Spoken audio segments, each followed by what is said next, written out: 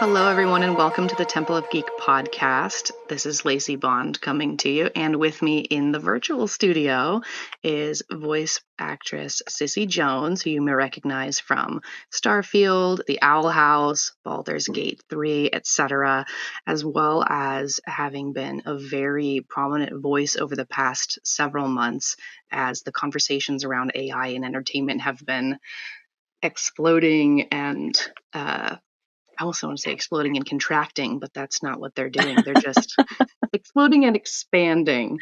Ever expanding, yes. The ever expanding world of technology in entertainment.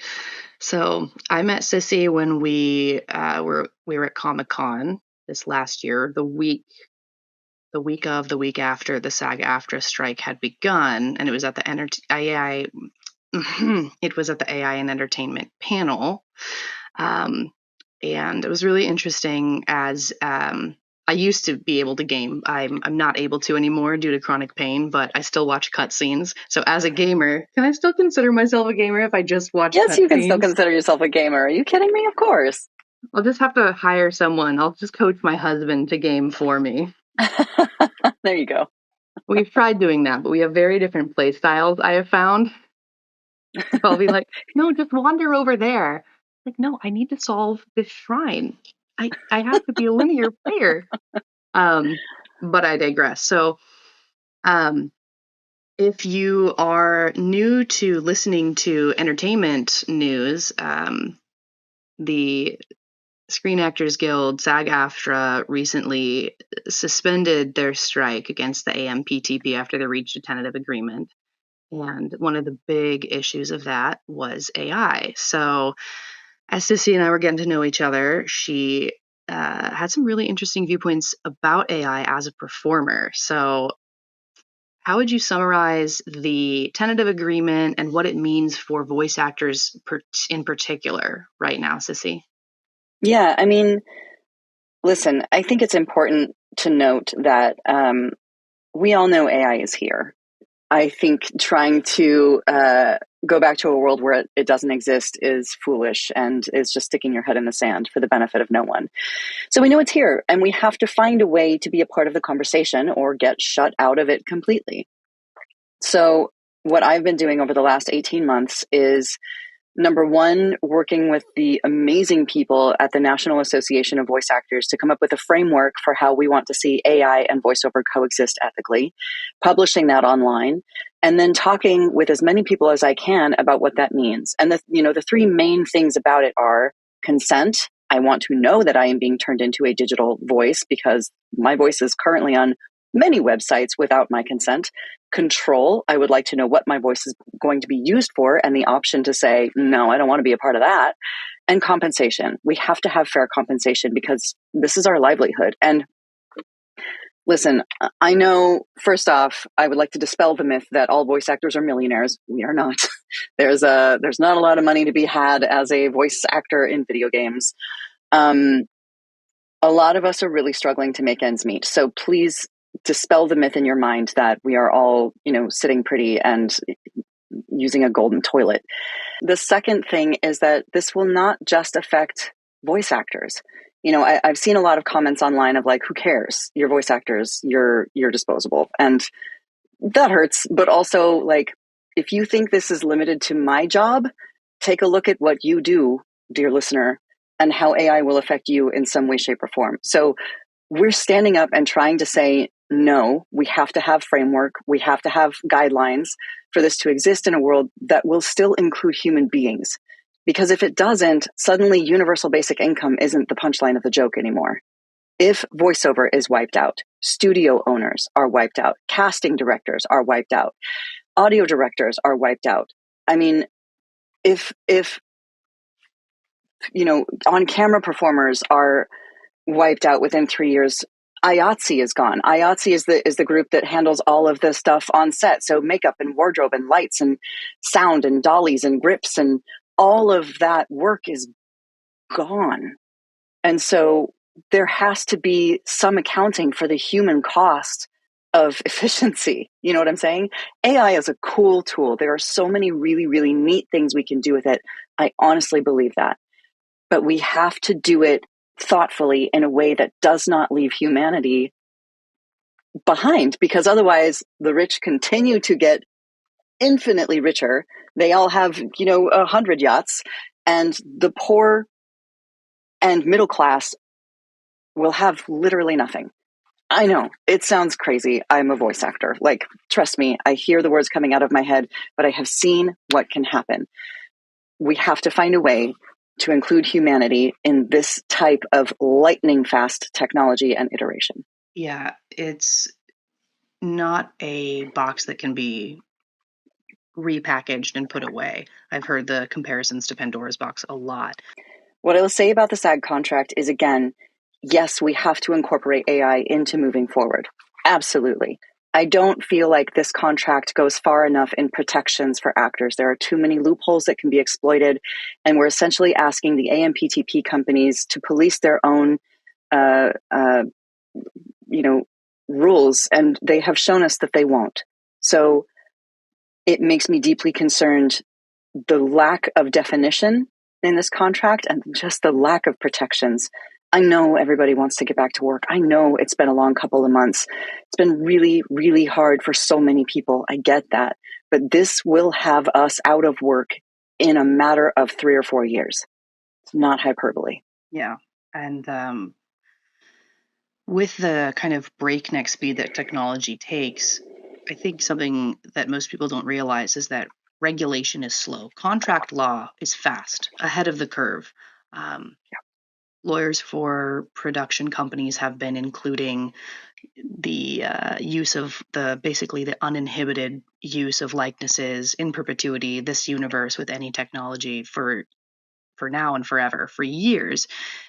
But there's still little to no regulation around AI. And I wanted to learn more about what NAVA does on that front, because it's not just up to the workforce to demand things in contracts, it's also up to the governing body, because it, like you said, isn't just about voice actors. It's not just about actors, film, entertainment.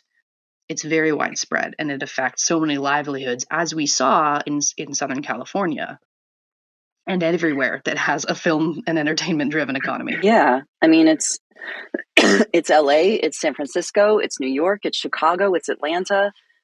These are all cities that will be decimated.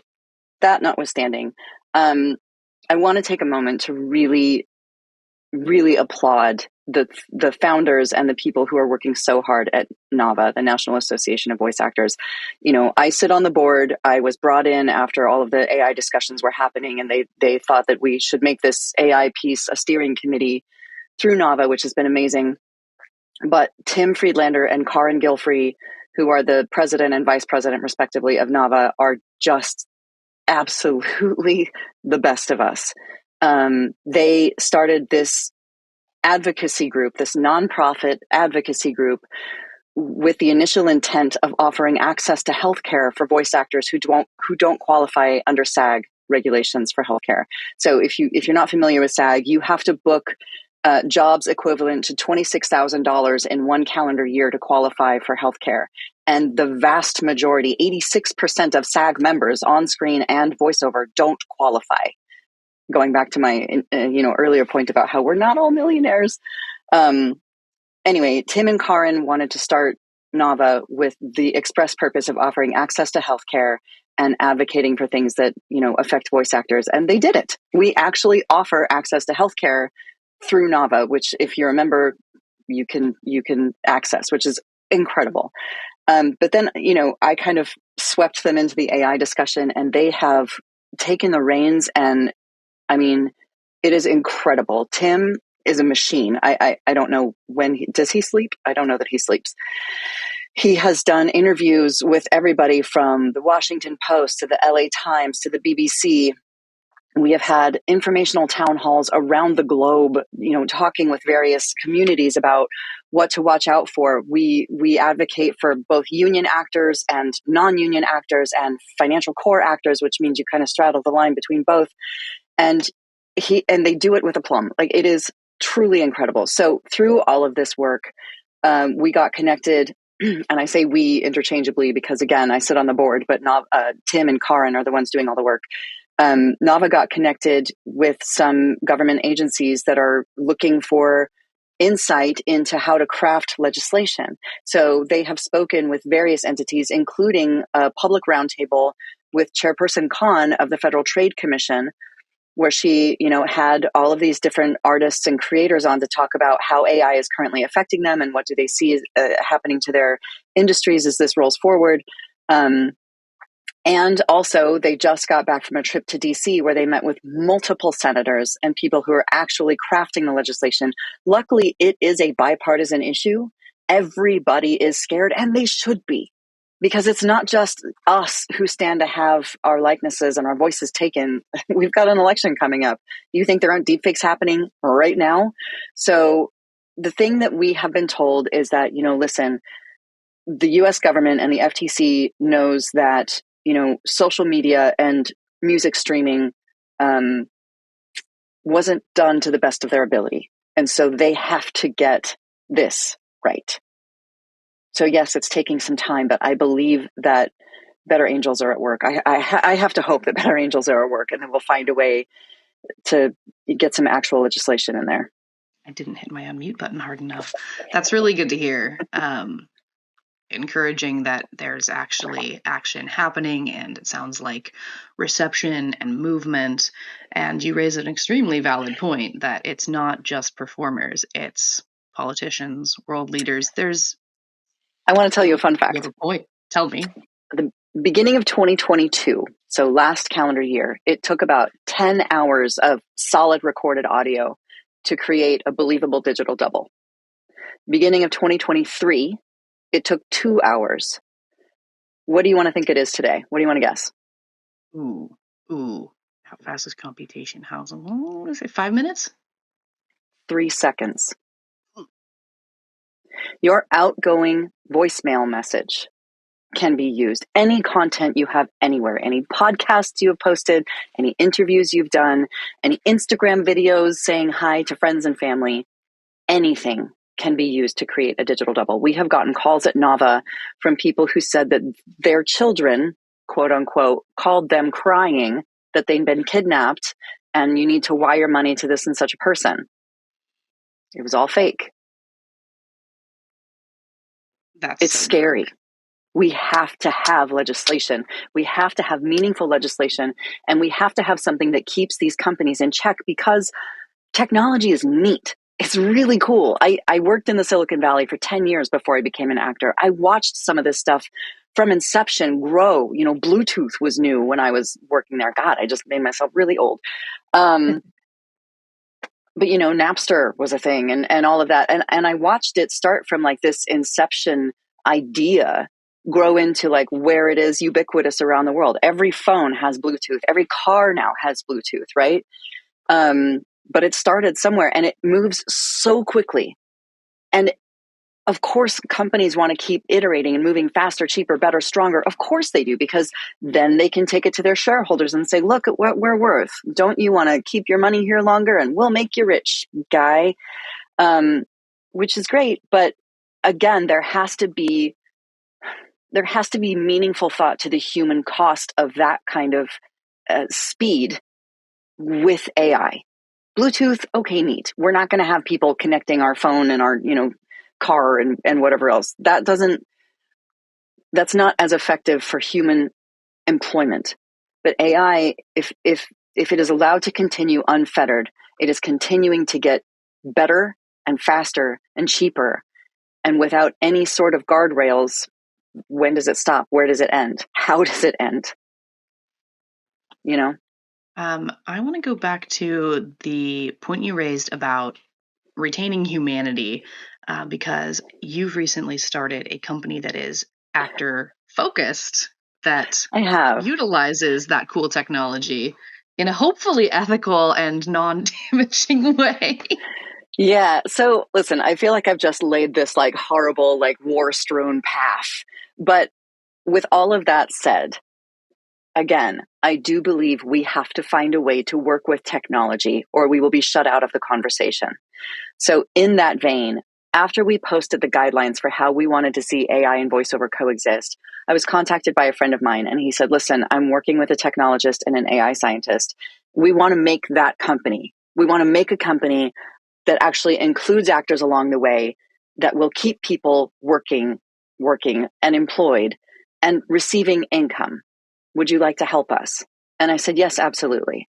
So essentially, we started Morpheme, which is an actual word, Morpheme, which is the smallest unit of language sound. We started Morpheme with the concept of being actor first. So we go directly to the actor and say, hello, actor, would you like to have a digital double? Yes, no. Actor says yes. Amazing. Let's schedule a recording session. Actor says no. Great. No harm, no foul. Have a lovely day. We get to the recording session. We record all the things. We create a digital model of the actor. When a client engages with the actor, the client will then pay a licensing fee to the actor for use of the voice. And anytime the voice is generated, my company Morpheme has to charge the client a generation fee. A percentage of that generation fee comes from us and goes to the actor every time it is used. We wanted to make something that worked for us. You know what I mean? We wanted to make something that actually keeps the actors top of mind as we move into this, because if you don't have quality audio in, it's not going to be as good. And so if we're going to be that good, it's going to be because of the actors, and we're going to pay them for it. I think that's really cool. Way to surf the wave. Because there's lots of technologies that can be used for great good or for great evil. Most technology, I am of the philosophy, is morality neutral.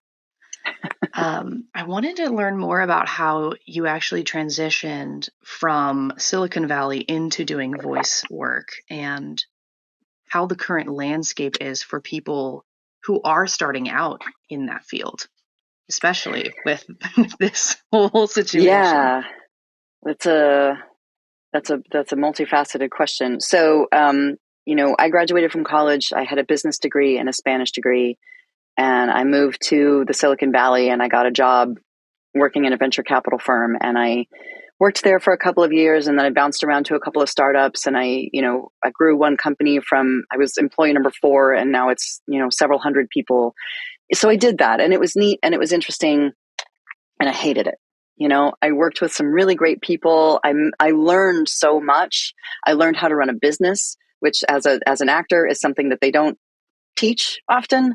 So that's been incredibly helpful on that front. But I was deeply unhappy, and I felt like a square peg in a round hole. I went on a trip with my husband, and we were talking about, God, you're so unhappy. What would be your dream job? And I said, I don't know. I've always just wanted to be a voice on The Simpsons, but you probably just got to live in Hollywood. I didn't know it was called voiceover. And then 2 weeks later, I was getting ready for work one morning, and I heard Nancy Cartwright, who is Bart Simpson, on the radio as I was getting ready for work. And she starts talking about voiceover and how it's this amazing job. And I don't know about you, there have been moments in my life that feel like a cosmic zipper. Like when I'm doing the wrong thing and I'm on the wrong path, I just keep hitting roadblock after roadblock after roadblock. And when I find the right path, everything just goes and it just comes together. And that's what voiceover was for me. I started taking classes that week. 2 years later, I was able to sign with an agent, which was a fairly quick progression. I was able to sign with an agent, and my husband and I decided to move to LA. And then it took me a while to start booking, because I had to find my confidence, because it's, I'm still competing against the Courtney Taylors and the Kari Walgrens and the Tara Strongs of the world. But I finally found my footing, and, it was amazing and scary and awesome and terrifying, and all of it wrapped into one big happy package.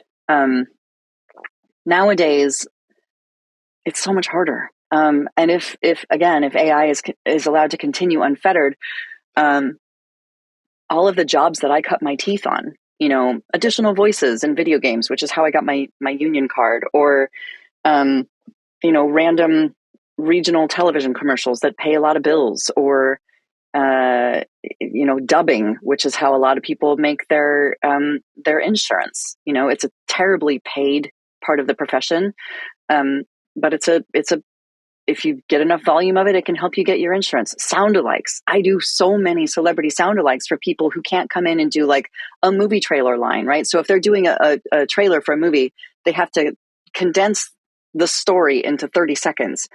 And oftentimes there's just a piece of the story that you can't lift from the movie. And so they'll have me come in and pretend to be Charlize Theron and say the line, and that becomes the trailer. That's gone. All of that work is gone. Additional voices is gone. Dubbing is gone. Voice match is gone. And, it's going to become infinitely harder for anybody to break into this business. Elias Toufexis, who was Adam Jensen in Deus Ex, and he's Sam Coe in Starfield. When Microsoft announced their partnership to make games with AI voices a couple of weeks ago, he retweeted it and he was like, that's why I've been telling anybody who asks me how to break into this business, don't bother. There won't be a business to break into if it's not controlled, right? And it's sad because I see so many people reaching out to me saying, oh my God, that's my dream job. What you do looks so amazing. And it is. It is a dream job. It's so fun and it's great. And if you can get work, it's amazing. And it's getting murdered.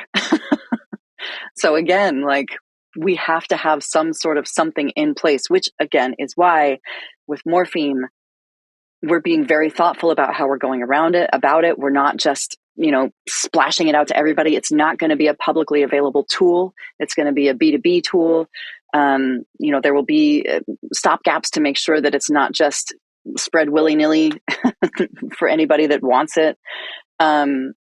We have to be thoughtful. We have to be conscious of what's at stake. Yeah, absolutely. The thing that keeps occurring to me, because I'm then fairly tuned in, I've been covering the strike since Comic-Con. I've been, not attending, watching the meetings. I'm not in the industry. I'm not a member of SAG-AFTRA.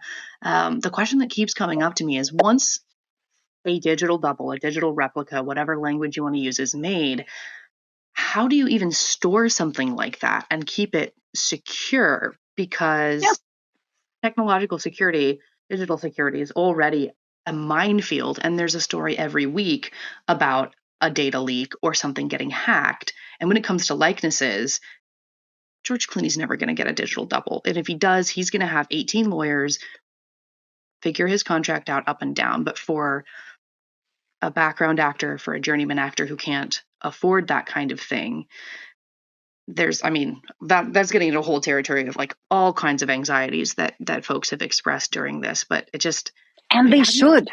They should, yes. And they should. It's extremely valid. There is industry standard security, right? There's industry standard security that should be put in place.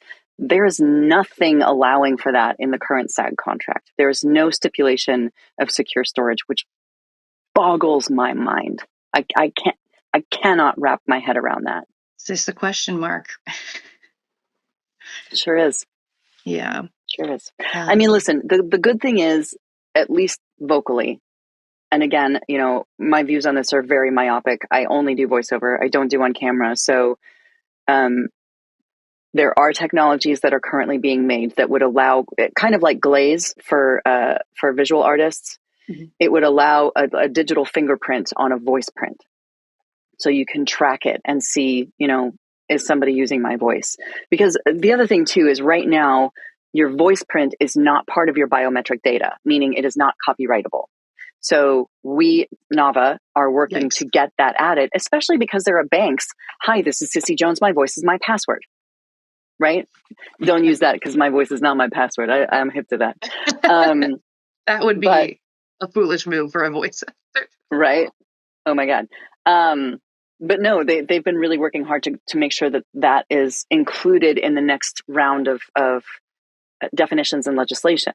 So that, again, right now a character is copyrightable. So, Lilith Clawthorne, right? This is how I found my voice on so many websites because people had taken the characters from the Owl House and uploaded them to certain companies who shall not be named. And if Disney wanted to pursue that, Disney could go after that. I, Cissy Jones, cannot. I don't have the right to say that's my voice, take it down. Which is wild. Such a, yeah, again, regulations move so much more incredibly slowly. I come from a family of 6 or 7 lawyers within 1 or 2 degrees of me, including a lot of IP. So I have the typical I'm not a lawyer disclaimer, but it's a really interesting area, and I'll geek out about the law and looking at contracts. I've been known to read an amicus brief for fun or a class action for entertainment. Would you like to volunteer with Nava? I mean, we need everybody. I'm not a lawyer. I know, I'm kidding. Send me an email, maybe. Because I do think it's very important, especially because, this is my entertainment, my content. Temple of Geek's whole thing is pop culture. You can see a selection of my convention ops above and behind me. Yes. You can see got my one that's not from a convention. I got this one from the picket line. Ooh. With Jack Quaid. Who is that? Jack Quaid plays Huey on The Boys, and he voices Boimler in Star Trek Lower Decks. Amazing. Delightful character. Found out that he's. But I mean, that's another thing, right? Like, if we're all replaced by AI versions of ourselves, where does the what delight happens come to conventions? From? Yeah, do conventions just die? I don't imagine people are going to be lining up to meet whatever computer artist, whatever CGI artist or VFX artist is making stuff the way they would for like J. Michael Straczynski or any of the big artists or writers, because humanity loves stories. We love telling them to each other. And a huge part of that, I think, for comics nerds, movies, everything, the big nerds, the geeks who go to the conventions and pay some fees. Where's my Ewan McGregor photo? It should be down here. It was so like, we love to know the person it came from. I love that Neil Gaiman is on Tumblr answering questions from his ask box, even if sometimes they can be a little inane, and his answer is like, no. But sometimes you get, you can make an argument for death of the author, etc. But that's one of the things I love, is like the person that performance or story comes from the work they've put into it. And yeah, as much as a tech nerd as I am, it does skeeve me out, the idea of generative AI being used to create dummies, for lack of a better word. It sounds like what you're describing with Morpheme is taking that performance with intentionality and imbuing whatever, I want to say golem, but that just sounds like so much worse than what I think it's pitching. That creation, that replica, with the personality and intent of the performer behind it. And that's the thing too, is, we're not gonna rename our voices like Jenny or Jonathan. Like, it's actually going to be Cissy Jones. It's going to be, whichever other actors we're working with. One of the arguments I've seen from people who really want us to vote yes is that it's so expensive to create a digital replica. It's so expensive. And listen, some of them are very expensive. However, that gets cheaper by the day. And if it means, number one, that certain producers can pay more today to wipe us out and save on our fees in 2 years, they will do that. They'll take a short-term loss. The other thing is that the production companies will inevitably make deals with the technology companies, who will give them a steep discount so that the technologies then also own the data, right? So it's not just the production companies that we're giving all of this to, it's the technology partners that they are going to ultimately partner with. Again, there has to be some thought to the human cost of this. Yeah, and then you get into first sale doctrine territory. Do you know what first sale doctrine is? I don't. Yeah, so if you don't, okay, so if I buy something from a car dealership, I can immediately turn around and sell it to anyone I want. Once you buy a thing, it is yours. Ownership transfers to you, and you have the right to whatever you want with it. It gets more complex when you're dealing with likenesses, performances, etc. Tesla has this whole thing where you're not allowed to resell a Cybertruck within the first year. I don't know all the ins and outs of that, but when I saw it, I was like, that doesn't seem legal, but neither does a lot of things I see from that zone of humanity. Within the framework that I understand from the summary of the tentative agreement is you have to consent to your likeness being used, your digital replica being used. You must have a reasonable expectation, reasonable description, reasonably detailed description, I believe was the language, but I'd have to pull that PDF up. But and it can only be used, as negotiated for a single episode or a single film, with the exception of multi-film franchises, et cetera, et cetera. There are some rough guidelines around it, but then what happens to that copy? What happens if the person who owns the technology with which it was made or in which it is stored gets sold?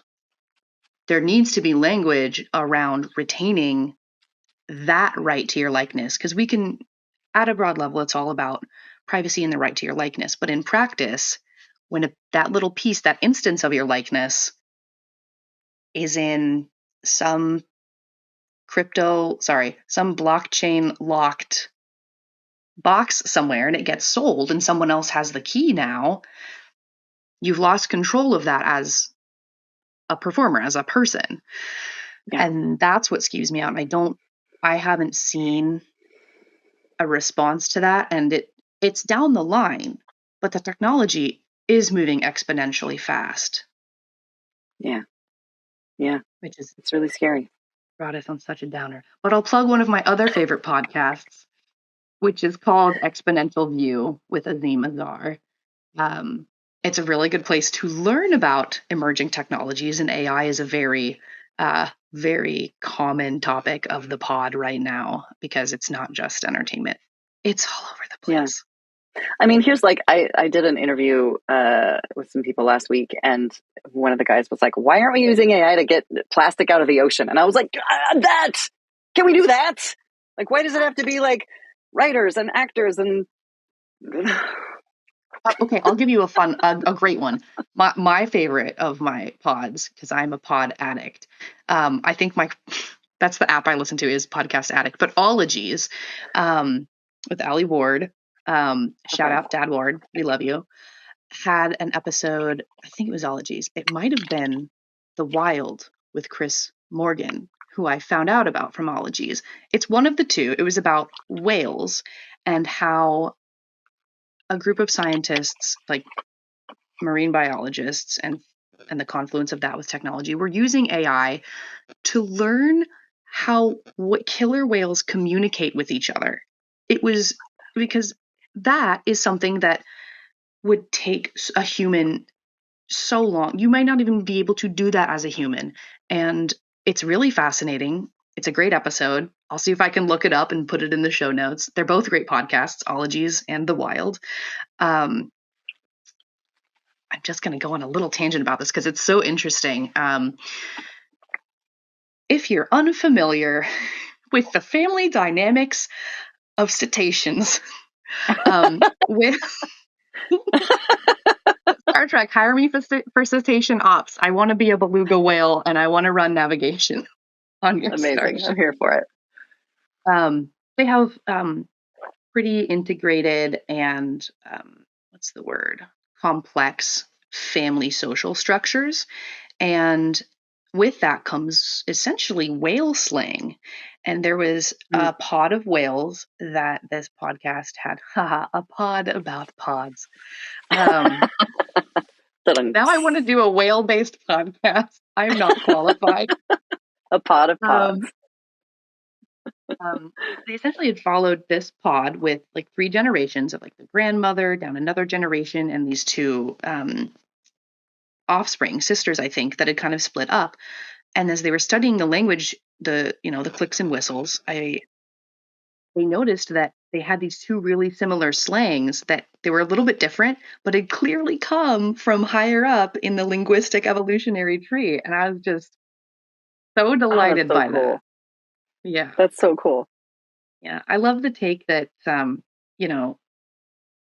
we could be using AI to automate, manual labor and data entry so that the artists could do art. And instead, somehow people have gotten it all switched around because there's tons of Yeah. practical, helpful uses for that Yeah. technology. Like listen to Yeah. whale. Yeah. I mean, come on. Yeah. I do believe it was The Wild with Chris. Send it to me. You'll have to find it and send it to me. Oh, I will. I can recommend a podcast all day long, except for true crime. I'd rather learn about Same. whales and Gives me nightmares. Which is great yeah. because my involvement in the Texas Chainsaw Massacres just came out, and that definitely gave me nightmares. Oh my gosh. What kind of project was that? Was it film or was it a new game? Video game. It's a video game. It's a DLC from the game that came out last year. Oh, cool. So, yeah. So if you are a gamer, you should get that, and then you can listen to Cissy some more. And if you're not into, that kind of gaming, might I also recommend American Arcadia, which just came out last week. It's me and Yuri Lowenthal and Kritzia Bajos, who is about to be top of everyone's mind. She's just about to blow up. But it's this really fun game that's like a cross between The Truman Show and Logan's Run. It's really cool. That's really cool. Oh, that's really cool. It's the weekend after Thanksgiving. So when you listen to this, it may be this coming weekend. We shall see what date this goes up, but it will be before Los Angeles Comic-Con, where, Cissy, you are both on the AI and entertainment panel, and you're a guest, right? Are you? Yes, I'm also doing a panel with some other voice actors who were on the Owl House with me. I'm so sad I can't go now. I was gonna have a panel. I was gonna do a cosplaying with disabilities panel. However, I had surgery come up 4 days before, and now I'm so sad that I can't go to that. It sounds delightful. I love the Owl House. Y'all were robbed. You should have gotten more. It was a delightful show, and I recommend it. Was a delightful show. Delightful show. I'm gonna rewatch it after surgery. That'll be delightful. I highly recommend it. It holds up. For sure. No worries. It's been going for a while. Go us. Do you know what time and room the AI and entertainment panel is? Ooh, let me check my schedule. I know it is on December 2nd. Here we go. It's December 2nd at 1 p.m. in room 304 ABC. So if you're going to LA Comic Con, you should go to that. Let me see if there's anything else. I think we touched on so much stuff, and you touched on your projects. Anything else that's coming up that hasn't already dropped? And where can people follow the great Cissy Jones on the interwebs? I have a lot of things coming out, but I can't talk about any of them because it's all under NDA. You can find me mostly on Instagram at Cissy Speaks. I'll check in on Twitter every now and then, but not so often. Yeah, Instagram mostly is where I'm at. That's all. All right. At Cissy Speaks on Instagram. I tried doing a TikTok page for a minute, but apparently Cissy is considered hate speech, and so they buried my page. Speaking of AI being used in nonsensical ways, that's a different rant. Yep, but that's unfortunate. Well, so Instagram it is. Instagram it is. I don't have an outro, so that's okay. Catch Cissy at LA Comic Con, AI and Entertainment, and on her Instagrams, and stay tuned for what happens with NAVA, with the tentative agreement. SAG-AFTRA's voting closes December 5th, so there should be some news in the next couple of weeks. For anybody who is interested in being a voice actor, please check out nava.org, navavoices.org. The stuff they're doing for the voice acting community as a whole, just the general advocacy is amazing. And there are tracks for, beginners, how to, get in that way. And there are tracks for people who have some experience and maybe want to do something else. And there are tracks for professionals. There's constant education happening. There's access to healthcare. Check out novavoices.org. It is unparalleled in what it's offering to the voiceover community. That's awesome. And they're looking for volunteers, sounds like, if you have... We're looking for members. We want as many members as want to be a part. If we can walk into a room with 20,000 members, it carries a lot of weight when we're walking into DC and all these various offices. Sweet. navavoices.org? Yep. Is that right? Awesome. All right. With that, we're going to close out. Thank you, Cissy. Thank you so much. Happy Thanksgiving if this comes out before then, and happy December if not. I really appreciate talking with you. Thank you so much. Yeah.